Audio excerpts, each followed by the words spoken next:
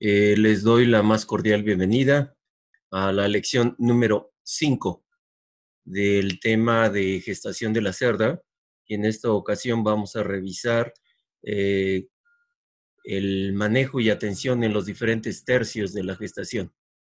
Yo soy Fernando Copado Bueno y vamos a estar trabajando los siguientes minutos. Ok, vamos a arrancar con algo de las hormonas que se encuentran presentes durante el ciclo de la cerda.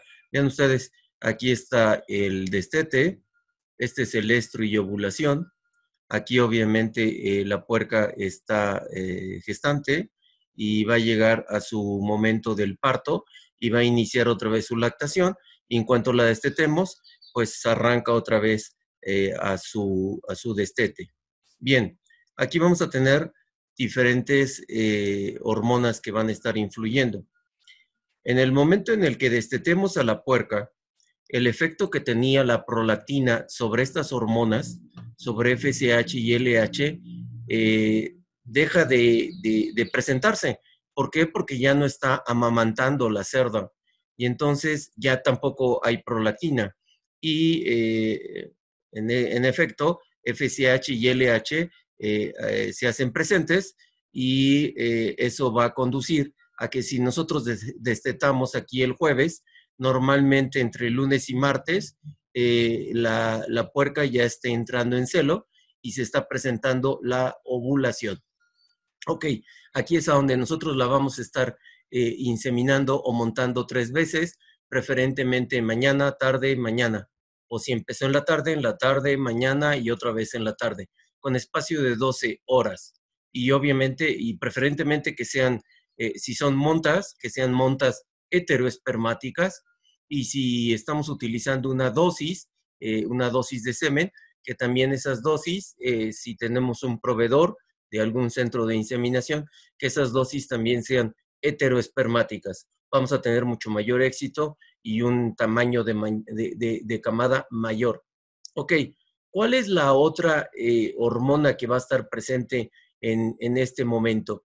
Bueno, pues va a estar presente también los estrógenos, que es lo que está conduciendo a que la puerca esté entrando en celo, mostrando de repente también alguna anorexia, deja de comer. Es por eso que en la mayoría del rancho o en las condiciones rurales, generalmente castran a las puercas, sobre todo si no quieren que estén como nanas, generalmente las castran para que no estén entrando en celo a cada rato y se les bajen de peso. Ok, entonces ya tenemos aquí FSH y LH y la presencia de los estrógenos, pero para que se esté manteniendo la gestación requerimos de la presencia de progesterona. La progesterona va a ser muy importante para estar manteniendo esos cuerpos lúteos. Sobre todo si la puerca quedó preñada, es necesario que la progesterona eleve sus niveles para estar manteniendo ese cuerpo lúteo. Entonces la progesterona empieza a disminuir muy cercano al parto. Ya que empieza a disminuir, entonces puede entrar la presencia de la prostaglandina y de la relaxina y se presenta el parto. Junto también otra vez hacen presencia los estrógenos. Vuelven a entrar aquí en presencia los estrógenos. Es por eso que en ocasiones al momento del parto algunas puercas también podrían estar entrando en celo, pero definitivamente ese es un celo anovulatorio. A pesar de que esté pidiendo macho, la puerca no va a quedar gestante. Aunque la estuviéramos inseminando o lo que sea, las condiciones no estarían dadas para que pudiera ser, para que pudiera quedar preñada, ¿ok? Llegan los estrógenos muy rápidamente y terminan. Y obviamente la progesterona también declina, FSH también declina, está en niveles muy, muy bajos. ¿Por qué? Porque aquí ya no está la otra hormona, que es la prolactina, pero esa prolactina mantiene a raya a FSH y LH durante toda la lactancia. ¿Ok? Algunas recomendaciones que deberíamos de hacer durante la gestación. es necesario desparasitar a la puerca, ¿sí? Y aquí dice rotar. Rotar es rotar los desparasitantes. No es nada conveniente estar utilizando siempre por vida el mismo desparasitante. ¿Por qué razón? Porque también los parásitos, igual que las bacterias, se acostumbran al desparasitante. Y si ya después seguimos desparasitando con el mismo producto, no le va a hacer absolutamente nada y nada más vamos a estar gastando. Entonces, por eso es importante que estemos rotando los desparasitantes. Los podemos usar un año, año y medio y después utilizar otro desparasitante para que el parásito no se acostumbre. Y efectivamente, sí se estén desparasitando las puercas. ¿En qué momento debemos desparasitar a la cerda? 3 semanas antes del parto. 3 semanas antes del parto. No le pasa absolutamente nada a la cerda, ni tampoco va a abortar, no pasa nada, ¿sí? La podemos desparasitar ya sea en el alimento o podemos aplicarle algún producto intramuscular. Bueno, en ocasiones no son tanto más bien intramusculares, más bien son subcutáneos. Puede ser en la oreja o puede ser en la parte de la pata, por ahí en el pliegue de la pata trasera, ahí también podemos estarlo aplicando de manera subcutánea. En muchas ocasiones sería muy recomendable que estemos utilizando este lugar en el pliegue de la pata. ¿Por qué? Porque no está muy acostumbrada la cerda a que le estén inyectando ahí. Como es subcutánea, entonces ni cuenta se va a dar, ya que luego si lo estamos haciendo en la oreja, ya saben, ya nada más lo ven a uno que se acerca con la jeringa y la aguja, ya saben que ahí viene el trancazo, ¿no? Y entonces ya se empiezan a mover mucho. Ok. En cuanto a esquema de vacunación, déjenme decirles que el esquema de vacunación es un traje a la medida. No porque estemos utilizando en el centro de la República, nosotros estamos aquí en México, no porque estemos utilizando, no porque en el centro de la República estemos utilizando una serie de vacunas, en el norte vamos a utilizar las mismas o en el sur vamos a utilizar las mismas. Insisto, es un traje a la medida. Va a depender obviamente, de las condiciones de cada una de las zonas. Como medida general precautoria, podemos estar aplicando bacterina. ¿Y por qué se llama bacterina? Pues porque está hecha de bacterias, de una bacteria que se llama Clostridium y de otra bacteria que se llama E. coli, 2 semanas antes del parto. Esto no es tanto para proteger a la cerda, sino más bien es para proteger a los lechones y que esta inmunidad vaya directamente vía calostro. Cuando el lechón empiece a mamar, ese amamantamiento es una inmunidad de tipo pasivo. Y entonces, entre más IgG, IgA, IgM haya para Clostridium y E. coli, obviamente el lechoncito va a estar mucho mejor protegido. Recuerden ustedes que por el tipo de placenta de la cerda, tiene una placenta de tipo epitelocorial, diferente al de las vacas. Aquí, por este tipo de placenta, el lechón nace completamente desprotegido. No hay transmisión de anticuerpos de manera transplacentaria. Entonces, nace con el intestino totalmente vacío, con cero protección. Es por eso que al momento de nacer es muy importante que inmediatamente se acerque a la ubre para que empiece a mamar calostro.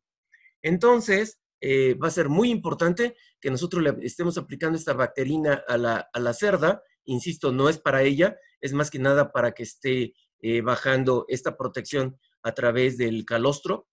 Y esta otra, esta sí en parte es para ella, aplicar una bacterina, bueno, no tanto es bacterina porque aquí trae algo de virus, Parvolepto erisipela, después de la primera semana de lactancia. Esto es necesario aplicarlo solamente en hembras vacías, tener cuidado. Si lo aplicamos en hembras gestantes, entonces sí, van a abortar. Ahí sí hay que tener cuidado en este asunto. Entonces, esto se aplica solamente en hembras vacías. Y este es un esquema muy simple, aplicar bacterina para protección de bacterina de Clostridium y E. coli, solamente para los lechones, o sea, se le pone a la cerda para que baje esa protección vía calostro, y esta otra es para protección y evitar, obviamente, problemas de momias y problemas de abortos, ¿sí?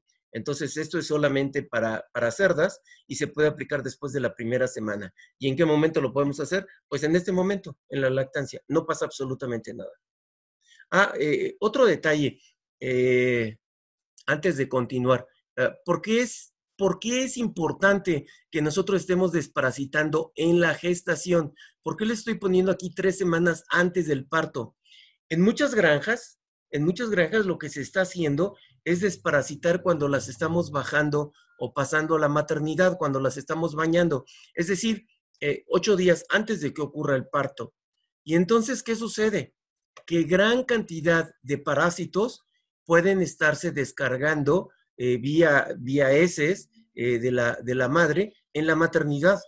Y entonces, esa maternidad a la que tiene que pasar la puerca, estamos pensando que así debería de ser, ese edificio deberá de ser un edificio Tata. Tata es todo adentro, todo afuera. Quiere decir que está totalmente sanitizado, que tiene un microbismo ambiental lo mínimo, a lo mínimo.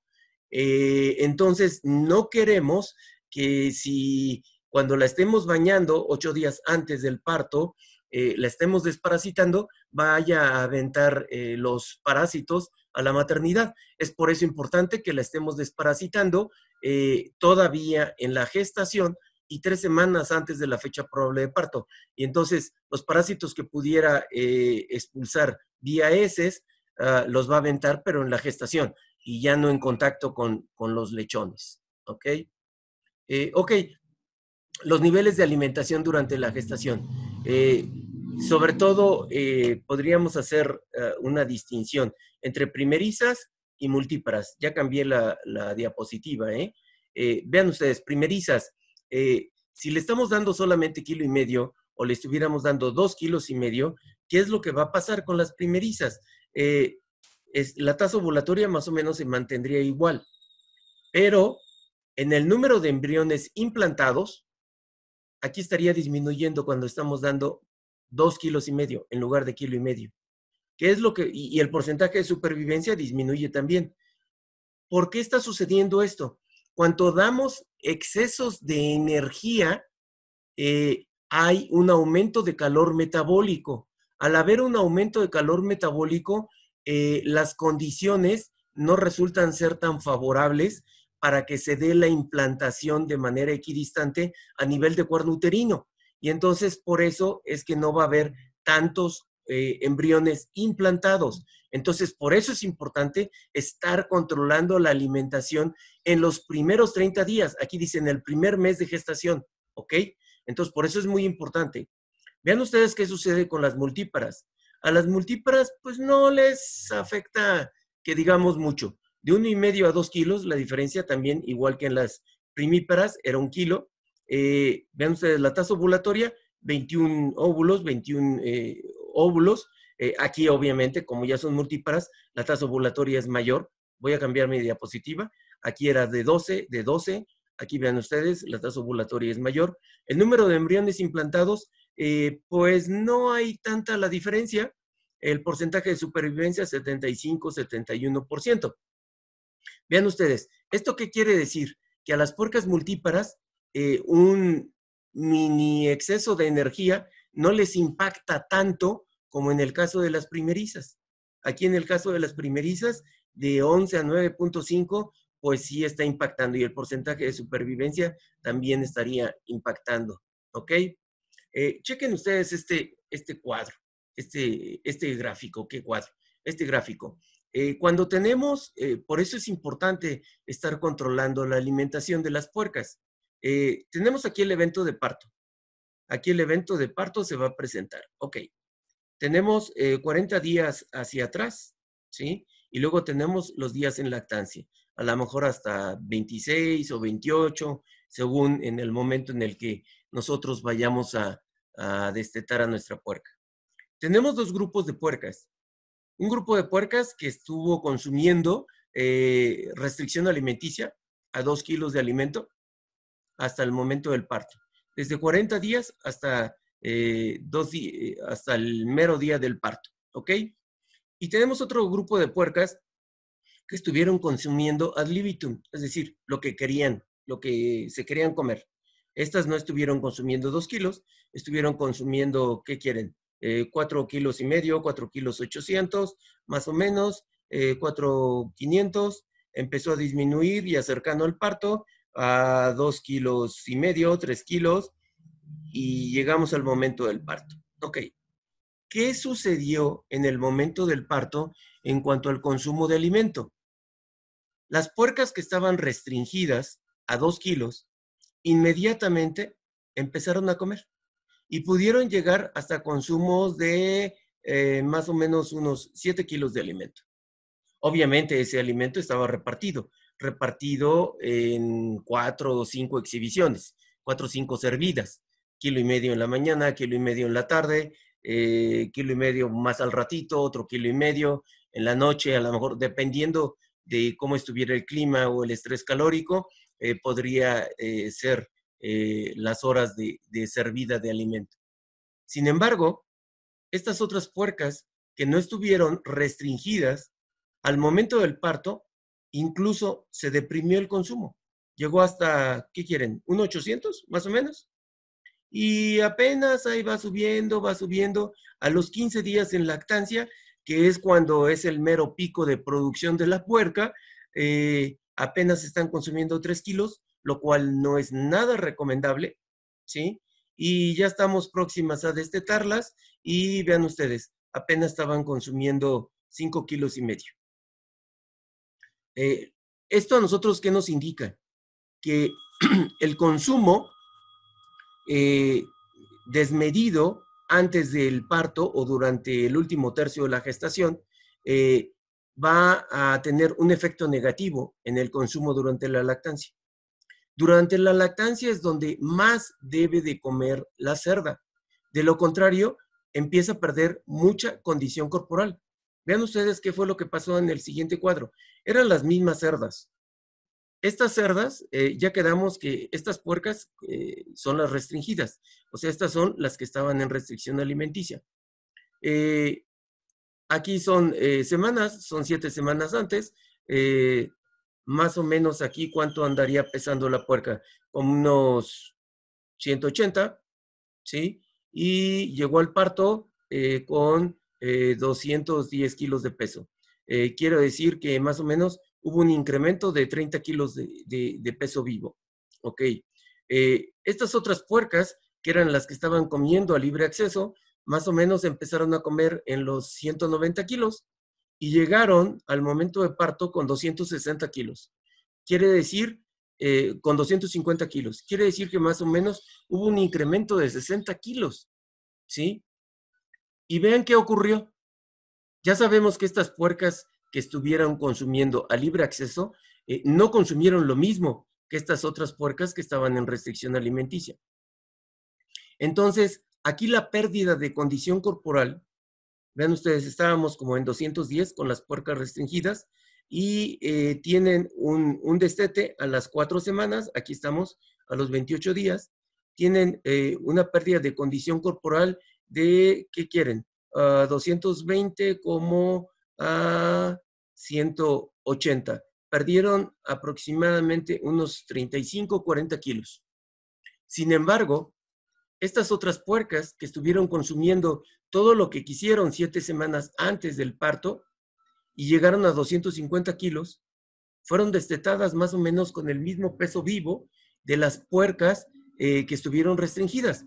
Quiere decir que estas puercas perdieron prácticamente 80 kilos, 80 kilos de peso vivo. ¿Por qué? Porque tuvieron que echar mano de sus reservas corporales para estar haciendo síntesis y producción de leche. ¿Por qué? Porque no estuvieron consumiendo lo que deberían de haber consumido, ni lo que consumieron estas puercas que estaban restringidas. Entonces, aquí está la importancia de no estar sobrealimentando a las puercas durante la gestación. Recuerden ustedes que las puercas se encuentran en un anabolismo gravídico. Las puercas son muy, muy eficientes, ¿ok? Y entonces están terminando con la misma condición corporal. Nada más que estas puercas de aquí, las que estuvieron consumiendo mucho antes del parto, perdieron mucha más condición corporal, ¿sí? La relación del tamaño de la camada con el periodo de gestación. Normalmente, vean ustedes, en el día 114, 115 es cuando se está presentando aproximadamente con 11 lechones nacidos vivos, es cuando se puede estar presentando el periodo de parto. Normalmente se hizo un conteo de muchos partos y se encontró que el día promedio o la mayoría de las puercas andaban en 115 días de gestación. El saber cuántos días tienen de gestación las cerdas en mi granja va a ser algo muy importante, es fundamental, sobre todo si nosotros queremos implementar la estrategia de inducción del parto, porque si estamos induciendo el parto en el día 112, 113, lo que vamos a provocar en lugar de inducir el parto es un aborto. Y entonces la mayoría de los lechones van a nacer muertos o con serios problemas a nivel de aparato respiratorio, porque principalmente lo que va a ocurrir es una inmadurez de pulmones. ¿Ok? Aquí se hicieron algunos estudios, este es un poco viejito este estudio, acerca de la biotina. Vean ustedes, la biotina sobre el peso de los ovarios y el arco del útero. Hace ya algunos años, unos 20 años, se empezó a utilizar, o más, se empezó a utilizar biotina precisamente porque se sabía que la biotina era una vitamina importante en la buena constitución de la pezuña de la cerda. Entonces, se empezó a utilizar biotina esperando que disminuyeran los problemas de locomotores. Pero, y sí empezó a funcionar, pero también se empezó a encontrar que cuando se estaba utilizando biotina, aumentaba el número de lechones nacidos vivos. Entonces, se empezó a revisar qué era lo que estaba pasando y se hicieron algunos estudios de rastro, básicamente, pero ya específicos para biotina y ver qué era lo que pasaba. Se encontró que cuando se utilizaba biotina, el peso del ovario aumentaba hasta 5%, tanto del ovario izquierdo como del ovario derecho. Entonces, ese aumento, ¿qué representa? Una mayor cantidad de óvulos. ¿Y eso qué representa también? Una mayor cantidad de tasa ovulatoria y número de óvulos que pudieran potencialmente ser fertilizados. Pero la cosa no quedaba ahí. Presentaba también una elongación, es decir, los cuernos se hacían más largos. Se encontró que cuando se estaba utilizando la biotina, podía haber hasta un 20% de los cuernos uterinos que se hicieran más largos. Tanto el cuerno izquierdo como el cuerno derecho se hacían más largos con el uso de la biotina. Entonces, bueno, eso fue algo que se encontró y que se sigue utilizando también la biotina. Comentar algunos detalles de la gestación de la cerda. En la primera etapa, ¿de qué estamos hablando de primera etapa? Desde el día 1 hasta el día 30. Ahí, ¿qué es lo que necesitamos considerar y tener muy en cuenta?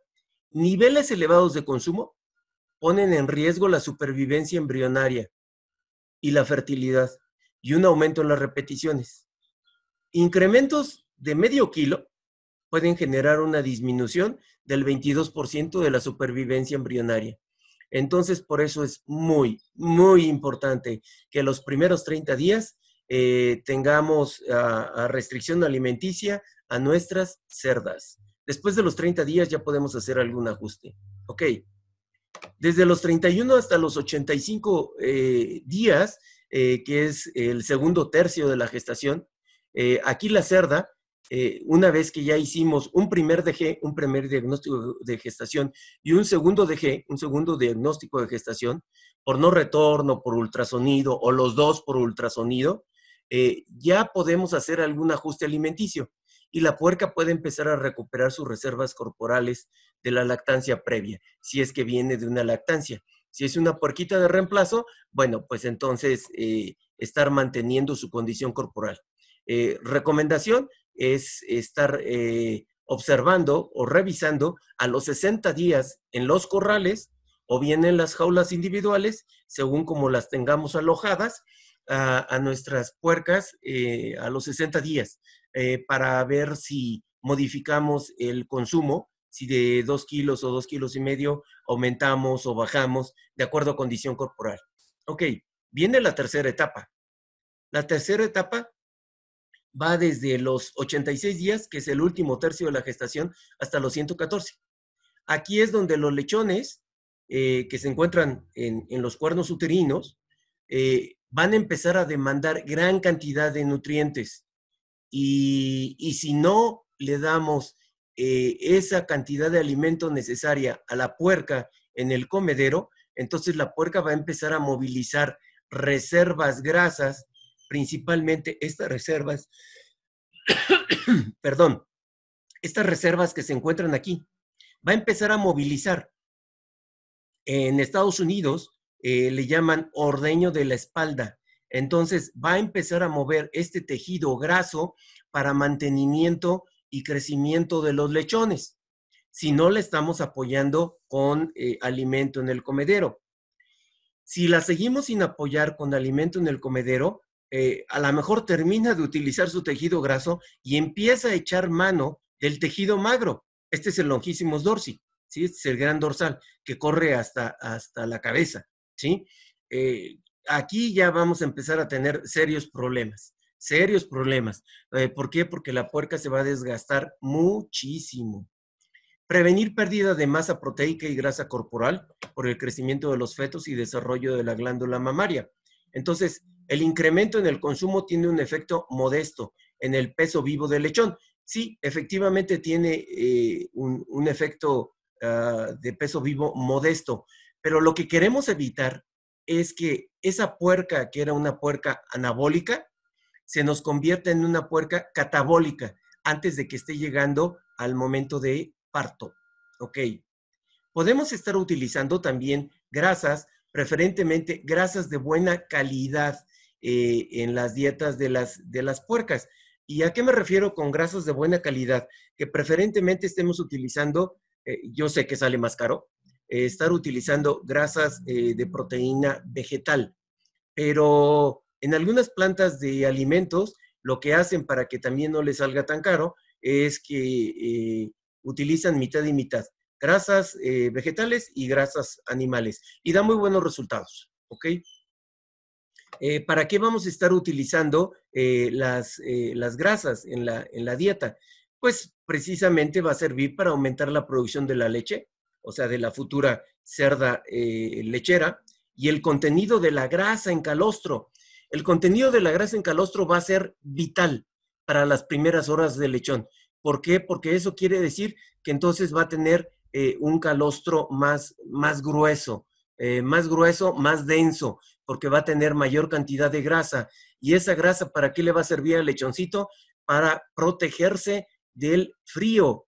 Más adelante vamos a ver el sistema que tiene el lechón para poderse proteger. Es complicado. La situación que enfrenta el lechón recién nacido es bastante complicado. ¿Ok? Cuando estamos utilizando grasa en las dietas de la cerda gestante, se incrementa la supervivencia de los lechones, sobre todo los lechones ligeros. ¿Qué entendemos poniéndole peso por lechón ligero? Un lechón ligero va a ser aquel que esté abajo de 1 kilo, ¿sí? Un buen peso es de 1 kilo 100, 1 kilo 200 para arriba. Y los que estén abajo de 1 kilo, está comprometida su supervivencia, sobre todo si el tamaño de camada es grande. Ok. ¿Qué va a pasar también cuando estamos utilizando grasas en la ración? Se incrementa el peso al nacimiento, de manera modesta, pero se incrementa. Se incrementa también, importante, su nivel de glucosa. Esto va a ser un respaldo para en situaciones de frío y en glucosa en sangre y de glucógeno en hígado, que esto es lo que va a tener almacenado. Se puede estar acabando la glucosa sanguínea, ¿sí? Pero va a empezar a echar mano del glucógeno que se encuentra a nivel de hígado.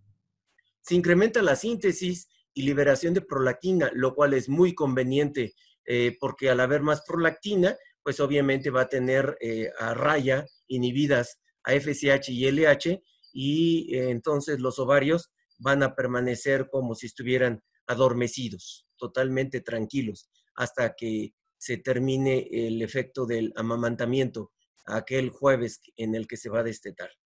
Ok. También va a ser importante estas dietas con alta energía en la producción de leche, sobre todo va a aumentar en el calostro, va a aumentar la grasa en el calostro, va a aumentar la grasa en la leche, también es muy conveniente para el lechón, y va a aumentar también la producción de leche, ¿sí? ¿Qué puede estar pasando si nosotros tenemos cerdas demasiado obesas en los diferentes tercios de la gestación? Ya vimos que hay un primer tercio, un segundo tercio y un tercer tercio. Ok, primer tercio. ¿Qué puede pasar si hay obesidad o está consumiendo demasiado? Va a haber reabsorciones embrionarias por grasa en el útero. No va a haber a donde se pueda adosar o implantar ese embrioncito. Disminuye la irrigación. ¿Por qué? Porque también hay mayor cantidad de grasa y obviamente va a haber un posible retorno entre las 25 y 30 días de gestación. ¿A quiénes vamos a ver preferentemente que están regresando entre la tercera y cuarta semana? A las puercas con mejor condición corporal, a las puercas que están pasaditas de peso, ¿ok? En el segundo tercio, ¿qué puede pasar cuando hay obesidad? Va a haber camadas disparejas precisamente también por la cantidad de grasa a nivel de útero. Los fetos que están cerca de la porción ovárica es probable que crezcan bien porque la porción ovárica está más irrigada, pero los demás no.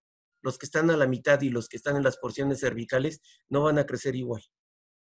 Y en el último tercio, ¿qué va a pasar? Vamos a tener partos distóxicos, la luz del canal vaginal por donde van a salir los lechones disminuye, la hembra va a presentar obviamente fatiga, va a aumentar la duración del parto. Al aumentar la duración del parto, también van a aumentar el número de lechones nacidos muertos y también gran cantidad de lechones llenos de meconio por problemas de hipoxia y va a disminuir también el consumo en la lactancia a la cerda, lo cual no nos conviene. Ok, aquí vamos a ver unas puercas, son unas puercas de la raza Meishan, son puercas chinas, puercas muy obesas, pero también muy buenas, andan produciendo alrededor de 16, 17 lechones al primer parto.